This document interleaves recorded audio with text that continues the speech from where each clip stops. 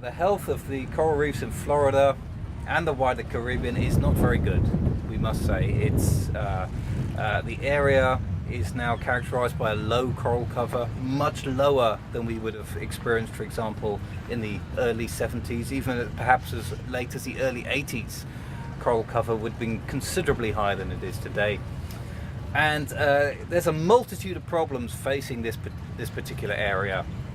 Some of them are global in scale, such as environmental and climate change, and the longer periods of hot water that settle in these areas and damage the reefs.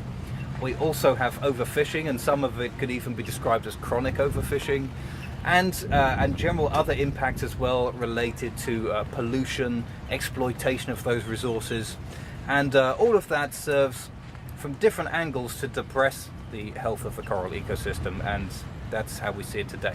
For our research, we aim to make very large-scale maps of the coral reef, so we do this using satellites and aircraft, working at scales of tens of thousands of square kilometers. And what we're trying to do is map the status of the reefs as they are at the present time. And by doing that, we install a baseline that we can come back in the future, perhaps even compare it to data acquired in the past, and see how that reef is changing through time. And we concentrate on the areas which are hardest to get to, the remotest parts of the Bahamas, for example, because it's expensive and difficult to install that baseline. We have the tools at our disposal to do it, and so we're rushing and trying to get that settled now, so we can track these remote parts of the Bahamas into the future and compare them to the areas which are under perhaps more pressure, closer to big cities and so on and so forth, just like you see off the coast here in Florida. That 1998 El Nino decimated reefs worldwide, perhaps damaging up to a third of them very severely.